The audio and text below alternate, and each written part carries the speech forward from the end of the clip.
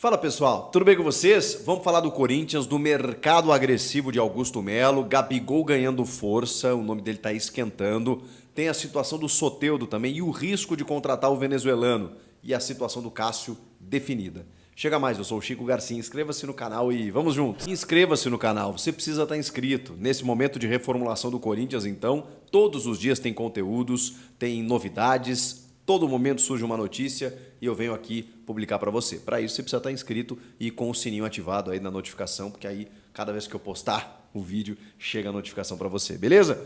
Vamos lá, vamos falar do Corinthians, porque o nome do Gabigol, que parecia algo até meio ilusório, ou um nome de campanha, né, do Augusto Melo, ele começa a ganhar força nos bastidores. Por enquanto, ainda nesse aspecto, ganhando força nos bastidores.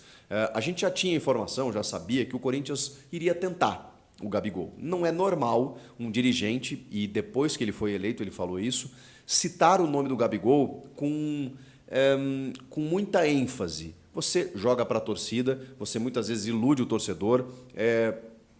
Quando o Augusto Melo fez isso, dizendo que o Gabigol era a cara do Corinthians, estava muito claro ali que seria um alvo. A questão é que é muito difícil contratar o Gabigol. A gente sabe que ele tem só 27 anos, e 27 anos é o auge do jogador profissional. Poderia estar no futebol europeu, e aí é outra discussão, né? Bateu lá e voltou no Benfica, na Inter de Milão, mas o que ele fez aqui no Flamengo a gente sabe. Temporada dele, não recomenda.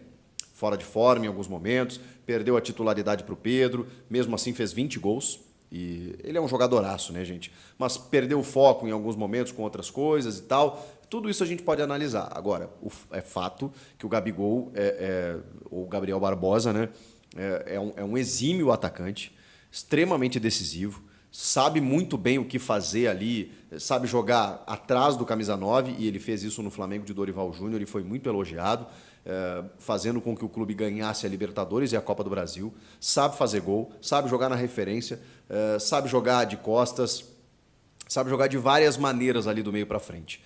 E eu também concordo com o Augusto de que ele tem um pouco a cara do Corinthians. Porque assim, ele pode não ser um jogador que dá carrinho e tudo mais, mas ele é um cara muito envolvido com o jogo, quando ele quer, né? Quando ele quer, ele entrega muito. E ele é um cara de muita personalidade, né? Eu acho que assim, em pouquíssimos jogos, fechando a contratação, o Gabigol vira ídolo do Corinthians. Porque ele vai provocar o rival, ele vai puxar a galera, ele é performático, ele vai... E tem qualidade, né, gente? E tem qualidade. Eu também acho que o Gabigol ele poderia fazer história no Corinthians. Tenho essa convicção. E o momento dele no Flamengo é o pior possível. É a pior temporada dele em termos de números. Ele terminou o ano na reserva, foi contestado por alguns torcedores e tem mais um ano de contrato.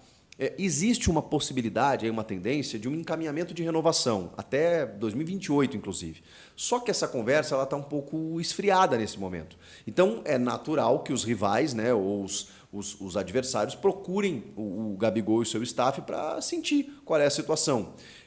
E ele, que já ganha um altíssimo salário lá, coisa de 1 milhão e alguma coisa, né, mais de 1 milhão, obviamente ele vai querer uma valorização. Então, assim, para o Corinthians ou para qualquer outro clube contratar o Gabigol, sabe que vai gastar. Mais do que isso, ele tem contrato.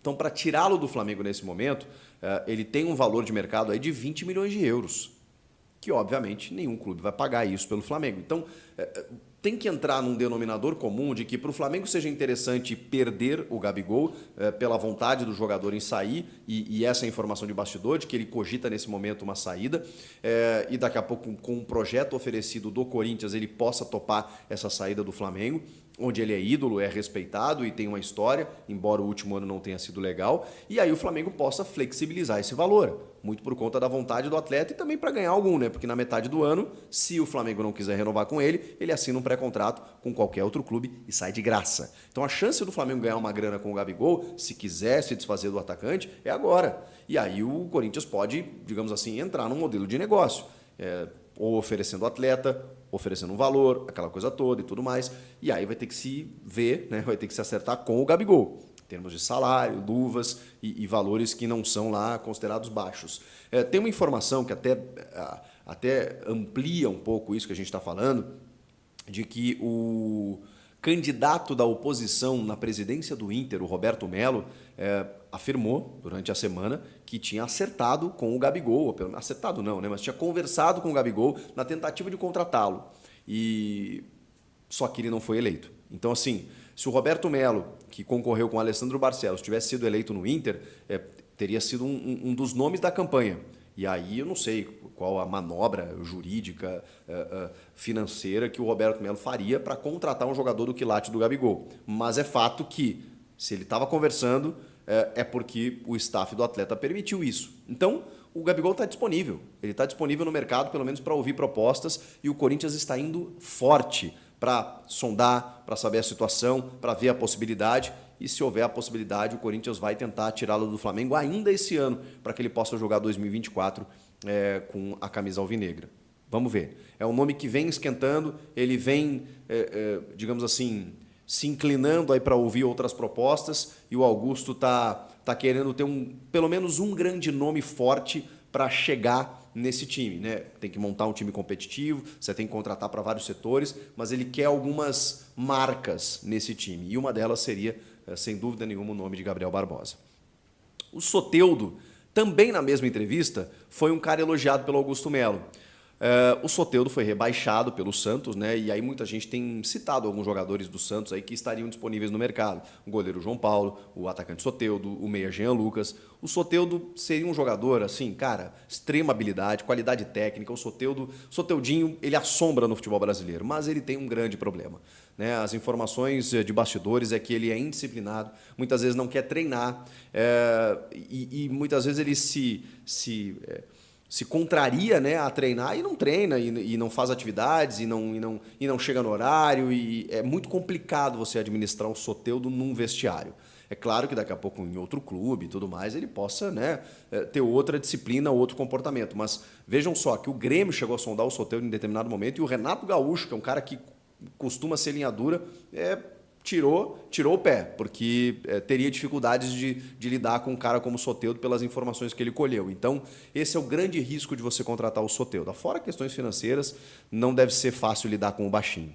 E para a gente fechar, o goleiro Cássio, né, a gente falou muito nos últimos dias, né? Será que o Cássio vai? Será que não vai? Cheguei a falar aqui que o Augusto não... Assim, ele facilitaria caso o Cássio quisesse sair, se tivesse uma proposta, porque ele tem confiança no Carlos Miguel, mas já disse, o Augusto não quer essa marca de liberar o Cássio, de simplesmente dispensar o Cássio. Isso não vai acontecer. Então, nos bastidores aí, até mesmo publicamente, o Corinthians tem dito, conta com o Cássio para 2024, ele será o goleiro para a próxima temporada. E aí, o que vocês acham dessas notícias todas? Gostaram? Comentem aqui, inscreva-se no canal, eu volto na próxima. Tchau!